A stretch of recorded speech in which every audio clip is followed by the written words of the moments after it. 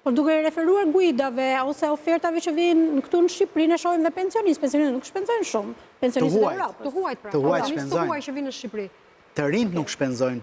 Okej, atëherë. Nëse flasim për turizëm të organizuar, ato janë gjithmonë, të themi pas të 45-tave ose 50-60 vjeçar, edhe ata që kanë një pension të mirë. Tani deri 60 vjeçar nuk quhen pensionistë, sepse mosha dash në pension në Europë është 65 e sipër. Ato janë në Shqipëri, më fal, në Shqipëri njësoj është. Po pra, ndaj që në Shqipëri kur them se mosha e pensionit është turistët që vinë të organizuar shpenzojnë në Shqipëri dhe çmimet u duken normale në Shqipëri, akoma, kurse ne nuk na duken çmime normale. Por unë erdha dje kam qenë në Ksamil, pasi kam pas ca ture në Butrin, dhe në Ksamil unë pash që çmimet nuk janë sa vitet e tjera. Janë ulur?